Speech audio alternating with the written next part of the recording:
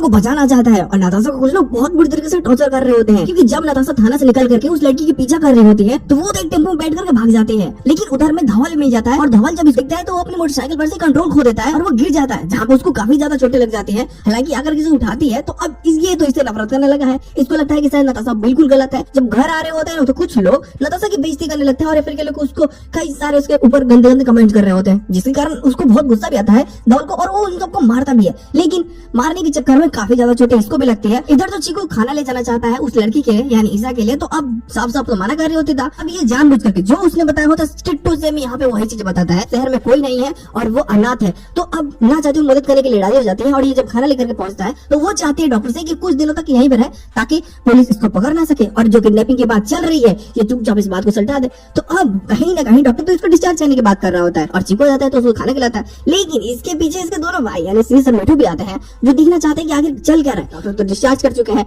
वो जाएगी कहाँ, तो इसको लगता है कि यार डुब्बे को तिनके का सहारा, शहर में तो वैसे भी कोई मदद करने वाला नहीं है, तो इसको प्रॉब्लम क्रिएट कर सकती है। तो बहाने बनाने लगती है कि तुम मुझे स्टेशन पे छोड़ दो, नहीं तो बस स्टैंड पे छोड़ दो, मैं वहीं पे रह लूंगी कुछ दिनों तक।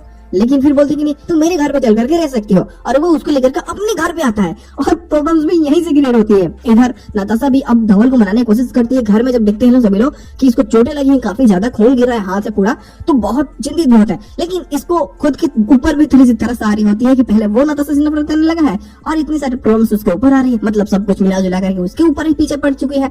अब काटे तो काटे क्या बेचारा, तो वो भी समझ जाती है शांति से तो मानेगा नहीं। वो लेती है पूरा हेडबॉक्स और उसको ऊपर चार करके उसको दवा लगा देती है और समझो तो अब वो इसको दिखाती है गुंडागिरी कैसे करते हैं। और जब बेचारे को सब कुछ समझ में आता है तब तक काफी लेट हो चुका होता है और अब जाकर भी नताशा खुद को सही साबित नहीं कर सकती। लड़की भाग चुकी है, कोई सबूत है नहीं, और इन सभी के बीच में एपिसोड की एंड कर दी जाती है क्योंकि जो हम चाहते थी वो तो हो ही रहा है ना। सब लोग तो नताशा से नफरत करने लगे हैं, इस चीज की खुशी वो मना रही होती है।